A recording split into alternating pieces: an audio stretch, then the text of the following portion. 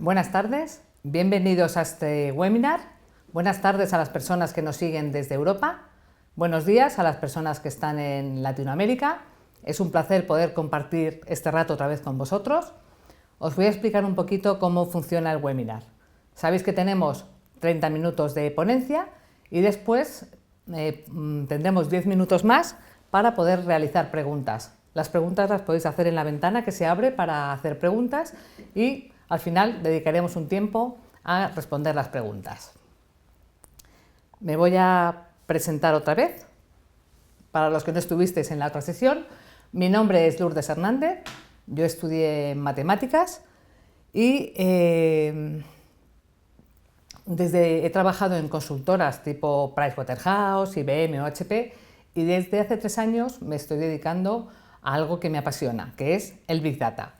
Os voy a contar un poquito de DataHack para que veáis cómo me desarrollo en estos temas de Big Data.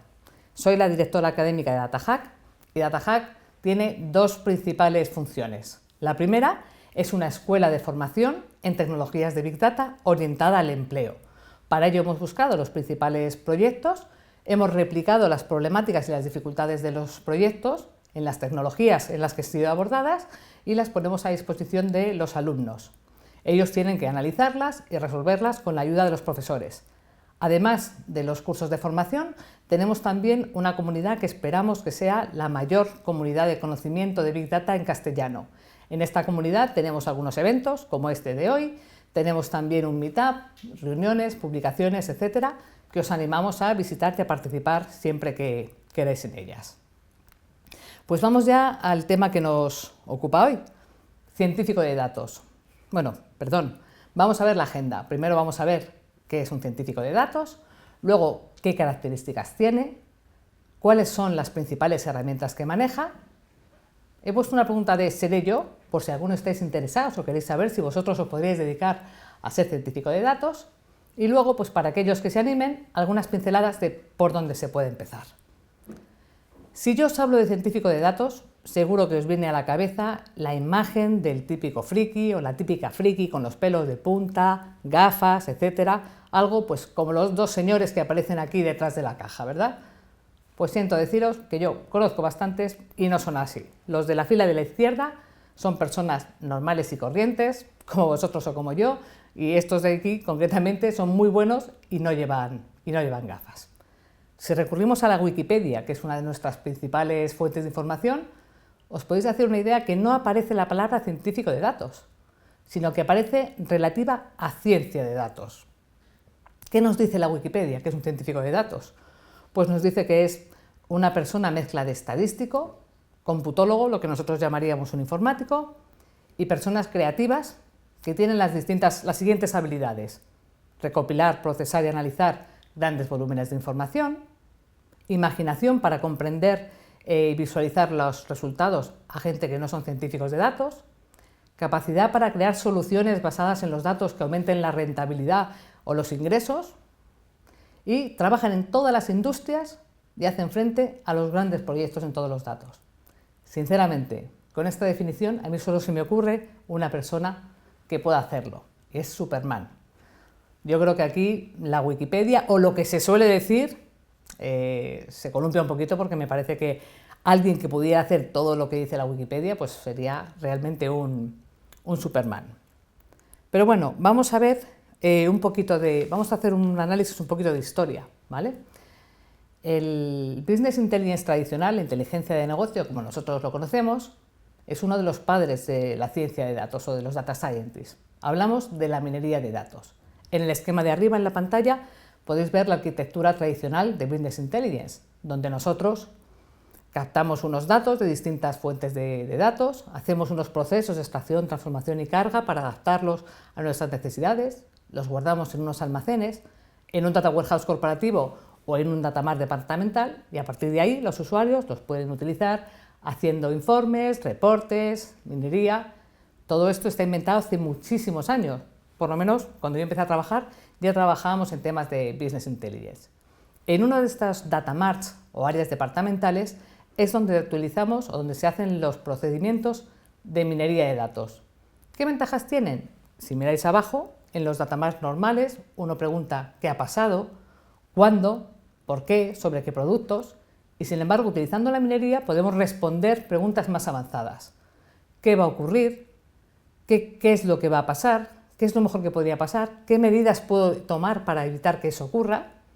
Con lo cual podemos decir que la minería de datos consiste en descubrir patrones o hacer análisis predictivos sobre grandes conjuntos de datos aplicando técnicas de estadística, de ciencias de la computación, de inteligencia artificial o de bases de datos. Esto es, ya os digo, existe hace mucho tiempo.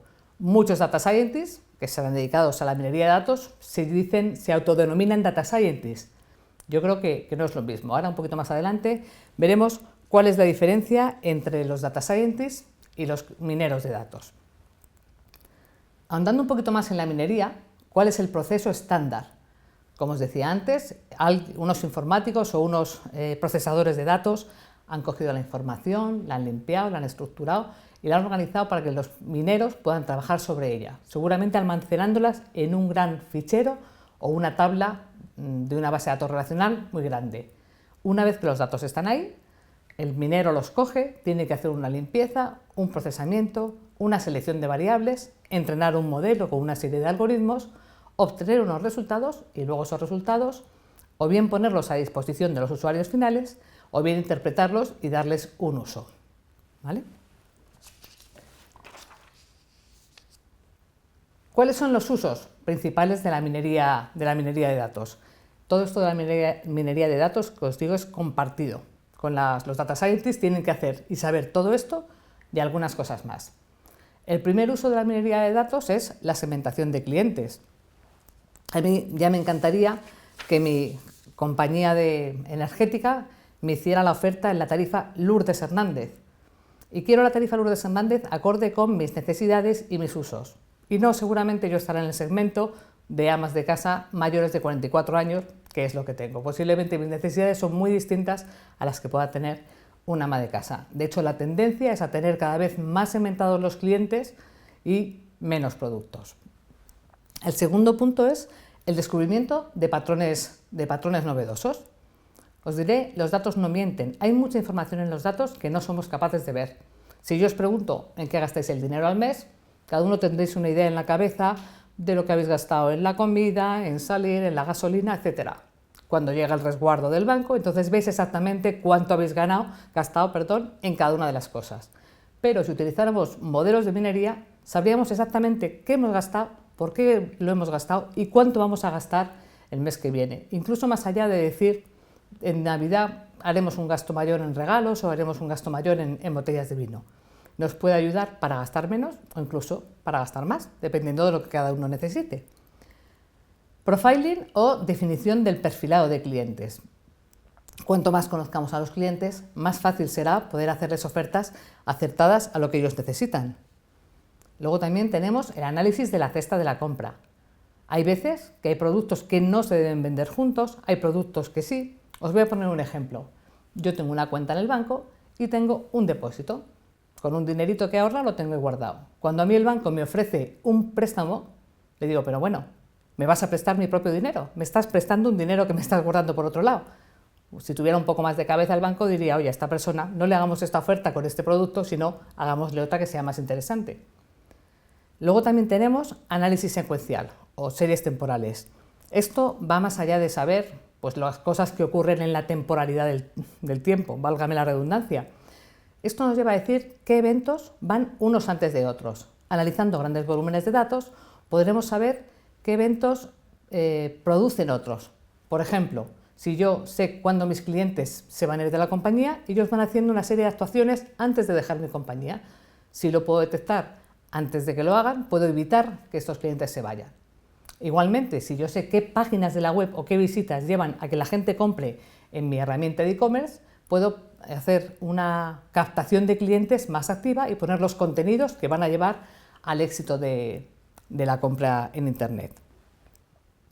Estos son los principales métodos y los principales usos de la minería de datos. Hay muchísimos más y casi siempre se suelen utilizar mezclados. Hago un profiling sobre una segmentación, defino un patrón de compra de determinados clientes, una venta cruzada, etc. Estos son los principales. Entonces, ¿qué es diferente? Hasta aquí está todo claro. ¿Qué es diferente del Data Scientist? ¿Es un Data Scientist un minero? Hay varias diferencias que vamos a ver a continuación. Lo primero es, seguro que habéis visto en Internet esas imágenes de lo que ocurre en un minuto en en Internet. Millones de tweets, de correos enviados, de posts en LinkedIn, de likes en Facebook. Hay un montón de información unida a WhatsApps enviados, a búsquedas en Internet, etc. Cada vez toda esta información es más abundante y no es susceptible de incorporarse en los sistemas tradicionales de Business Intelligence que os mostraba antes.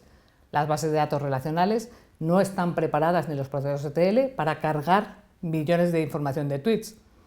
Además, esta información es muy importante. Si os dais cuenta, la información que llevamos nosotros en el móvil, cada uno de nosotros, es tremenda. Lo dice todo de nosotros. ¿Por qué? Seguramente utilizamos Google Maps y vamos dejando un reguero de por dónde vamos yendo, o mandamos un correo electrónico, o mandamos un WhatsApp. Toda esa información se va generando y va generando datos que dicen mucho acerca de nosotros.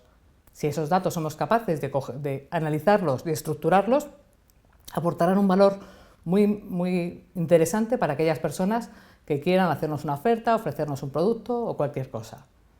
¿En qué otra cosa es también diferente? No solo en la cantidad de datos y en la variedad, en el tiempo. Vivimos en el mundo de la inmediatez. Lo queremos todo ahora mismo y de un modo inmediato.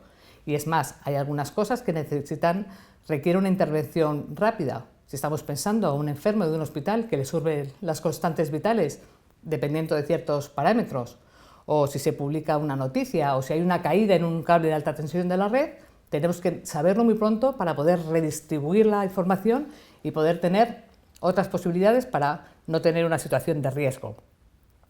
También, respecto al tiempo, no sabemos cada cuánto se pueden producir la información y necesitamos tenerla, ya os digo, posiblemente en tiempo casi real. ¿Qué otra cosa es diferente? Pues derivado de estas dos partes, necesitamos unas infraestructuras y unos procedimientos diferentes. Los sistemas de Business Intelligence tradicionales no sirven para almacenar estas cosas.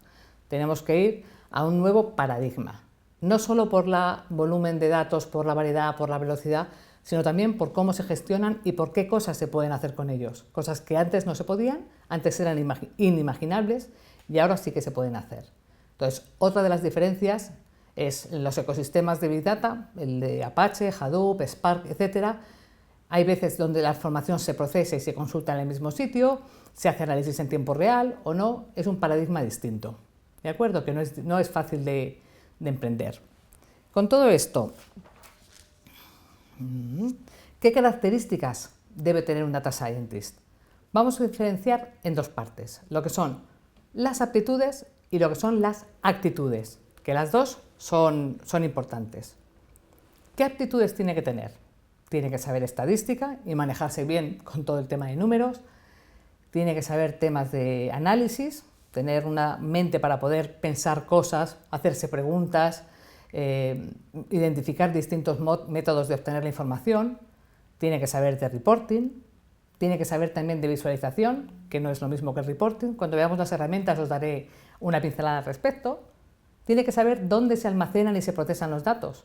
Cuando hablábamos del data miner, había un equipo por otro lado que cogía los datos, los procesaba, los cargaba en el data warehouse y ya se los dejaba limpios y preparados en una tabla. A partir de ahí entraba su trabajo de seleccionar variables, de identificar.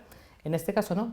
En este caso el data scientist puede decidir mezclar datos de entrada con datos muy elaborados, mezclar datos de distintas tipologías y para eso él tiene que saber dónde están y cómo se han procesado.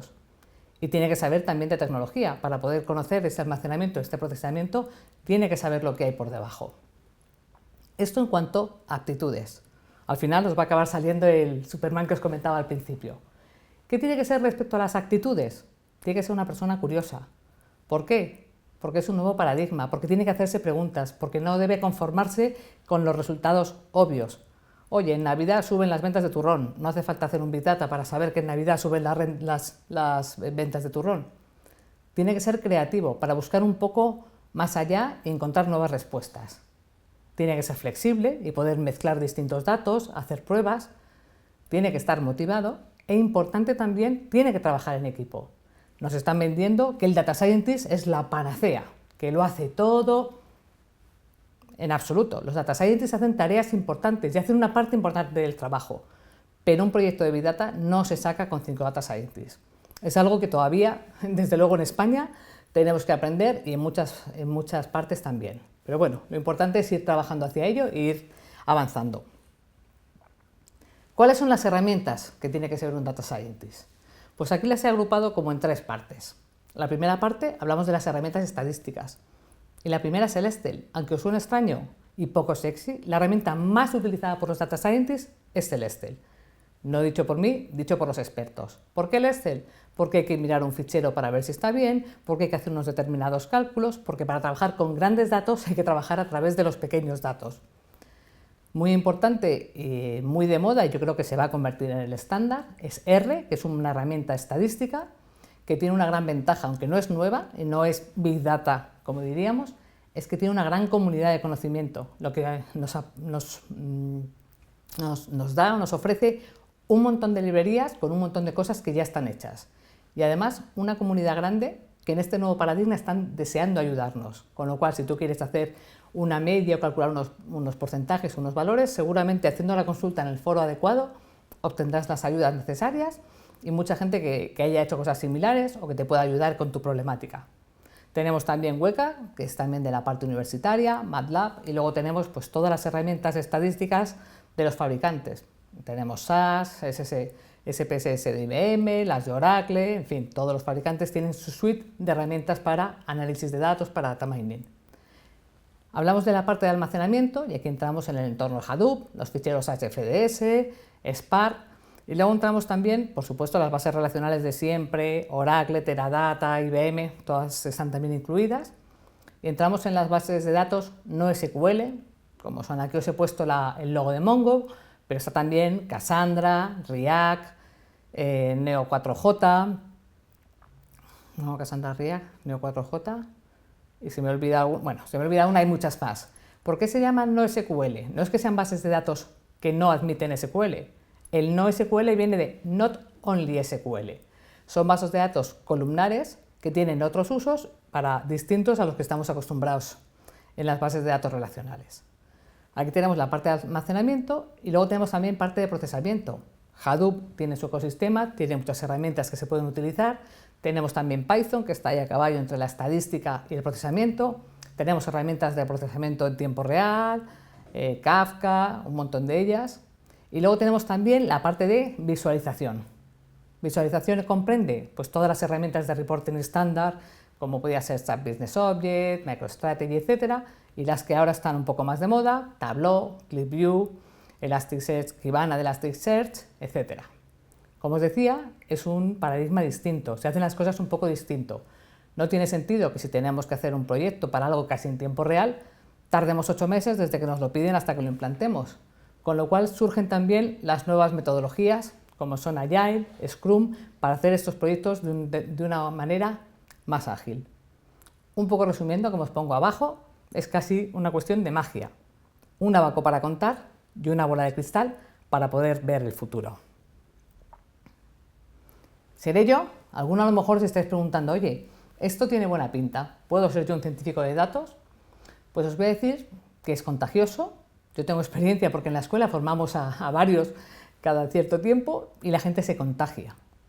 Es muy gratificante porque descubrir la información de los datos, descubrir nuevas cosas, aportar al negocio es gratificante. Es un trabajo novedoso, diferente cada día y que tiene muchísimo futuro. Como dice McKinsey, os pongo aquí la cita, en 2018 faltarán unos 200.000 científicos de datos en Estados Unidos. Sabéis que en España vamos un poquito por detrás de Estados Unidos, incluso en Latinoamérica, pues están como en España o quizá un pelín más atrás. Con lo cual estas cifras están todavía por venir, lo que es 2018 para Estados Unidos, pues puede ser a lo mejor 2020 para España y Latinoamérica. ¿Queréis dedicaros a esto? Unas pequeñas pautas. Si te da alergia al Excel y los números te resultan difíciles, o si no sabes cambiar el mando de la tele, pues a lo mejor esto no es lo tuyo. Si no tienes miedo, si eres una persona inquieta, si en un momento dado pues no te da miedo buscar en internet, en Google, investigar, cacharrear, pues a lo mejor este puede ser tu sitio. Cuando definimos el webinar tuvimos algunos comentarios a través de LinkedIn, había gente que decía que la gente nacía ya con las capacidades y que, por supuesto, no cualquiera podía ser un científico de datos. Mi experiencia es que con esfuerzo y con dedicación casi cualquiera podría ser un científico de datos. Entonces es cuestión de echarle tiempo y esfuerzo con un mínimo. Eso sí, hay que saber estadística, hay que saber matemáticas, pero todo eso se puede aprender y practicar. Si con esto aún no os he convencido para que os dediquéis a la ciencia de datos, vamos a pasar a la siguiente slide y os va a dar algunas pistas de por dónde podéis empezar. El primero que os muestro aquí es un curso de Coursera. Coursera es una plataforma de cursos online que tiene muchos cursos y muy buenos para empezar.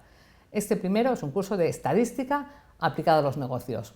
A través de unos vídeos, la tutora te va enseñando y te va guiando para ver por dónde debes ir abordando las soluciones. La segunda, este SwirRL, es una plataforma de conocimiento en R que tiene una serie de ejercicios que tú puedes ir haciendo, empezando por los más fáciles y va increciendo. Si tú haces estas cosas ya te puedes hacer una idea de si la parte de científicos de datos te va a venir bien y te va a gustar o si realmente no es lo tuyo. Incluso para los más avanzados, para los que ya tienen un manejo con R, incluso tenemos también, no lo he puesto aquí, pero están los cursos de Cloudera, como Introducción a Hadoop, Spark, etc. Os recomiendo las competiciones de Kaggle, es la cajita azul que tenéis ahí abajo. Son competiciones de Data Scientist, donde hay un montón de dataset, de conjuntos de datos, que podéis trabajar sobre ellos y ahí dan una serie de premios según las personas que encuentren los mejores modelos o los mejores algoritmos que se adapten a ellos. Si aún queréis más, podéis visitar nuestra página de internet de DataHack, donde tenemos un montón de cursos también, pues de todo tipo.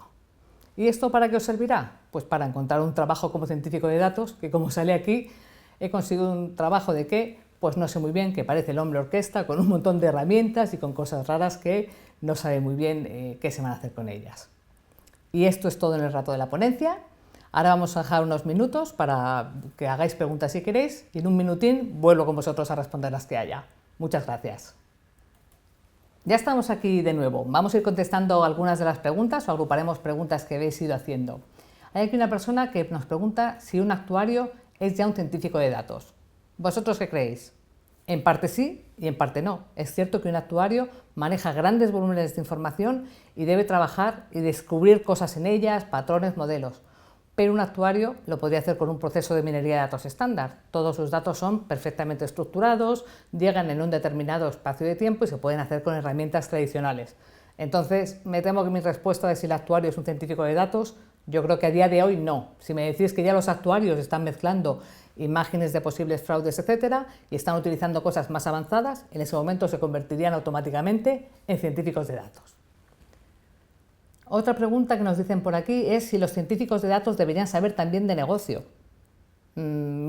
Aquí hay distintas opiniones, Yo encuentro mucha gente que no está de acuerdo conmigo, pero yo creo que lo importante es saber qué dicen los datos. Sin embargo, si tú sabes mucho del negocio, vas a cuestionar lo que te dicen los datos. Si, por ejemplo, una empresa de turrones le dice que el crecimiento es de una determinada manera, el que sabe del negocio dirá que ellos conocen bien la época en el año en que se producen las máximas ventas. Entonces yo creo que es mejor que no sepan de negocio y que luego contrasten con gente de negocio. Oye, los datos dicen esto, esta es lo que están mostrando los datos. Hay que meter una parte de intuición, pero esa se puede hacer por otro lado. Además, al trabajar con los datos y ver cómo son, cómo se comportan, qué cosas hacen, automáticamente el científico de datos aprende de negocio. La primera vez que se enfrente con los datos a lo mejor no sabe mucho. Te aseguro que la tercera o cuarta que los analice va a saber en función de lo que dicen los datos. ¿Vale? A ver, otra pregunta por aquí, me preguntan sobre formación universitaria para científico de datos. Todo esto es muy nuevo y de momento no hay nada oficial. Hay buenos cursos, muchas universidades tienen cursos. Mi recomendación es elegir una de las dos patas, o la pata más técnica, informática, telecomunicaciones, o la parte más analítica, matemáticas, estadística, y luego completar vuestra formación con la otra parte, según lo que os tire más o lo que os guste más. Ahora mismo cursos como tal no hay, esto es muy novedoso, cambia mucho, con lo cual yo llevo 3 años dando clases y hay herramientas que contaba hace 3 años que ya no existen. Entonces os animo a estudiar y a buscar y a que os especialicéis en lo que queráis. Si queréis ser científicos de datos puros, pues tirad más por la parte más de análisis, de estadística, etc. Para que un manager desarrolle un proyecto de Big Data, sin ser el experto. Bueno, yo creo que hay que saber. no puedes dirigir un equipo. O sea, esto yo no sé si los arquitectos que hacen edificios alguna vez hacen el cemento o no, o directamente ellos saben cómo es el cemento, hacen los planos, diseñan y luego hay otras personas que hacen el cemento y lo construyen. Aquí yo creo que es bueno que incluso los managers conozcan bien el detalle, aunque ellos no lo van a hacer. Nosotros en nuestros cursos tenemos mucha gente que se forma, que hace los programas, que define las arquitecturas, que hace los algoritmos, aunque luego su rol vaya a ser de dirigir un proyecto. Pero lo haces una vez y entiendes bien cómo funciona, o va a ser difícil que puedas luego dirigir un equipo que lo haga. Buena pregunta nos hacen por aquí, si las empresas prefieren herramientas de fabricantes o herramientas de código abierto. Mi experiencia aquí es que es muy distinto dependiendo de qué empresas. Emprendedores, pequeñas y medianas empresas, claramente van a herramientas de código abierto. Las grandes, el IBEX 25, por lo general suelen tener herramientas de fabricantes, aunque ellos están dando cuenta de la ventaja competitiva y el ahorro que supone utilizar herramientas de código abierto. Entonces, cada vez más ellos están empezando a probar y a hacer pilotos con estas herramientas. Es difícil porque ellos pueden tener miedo al futuro, a qué pasará con las herramientas de código abierto, si tendrán un soporte, pero ahora mismo en cuanto a la parte de estadística posiblemente prefieran los de fabricantes, pero en cuanto a la parte de infraestructura, Hadoop y Spark, que son de código abierto, se están convirtiendo en el estándar para todas, grandes y pequeñas. Yo creo que eso es un must have, o sea, ahí no se va a poder renunciar. Vale, pues hasta aquí ha sido nuestro webinar de hoy. Agradeceros vuestra participación. Sabéis que nos podéis seguir a través de la página web y daros un saludo encantador. Hasta luego.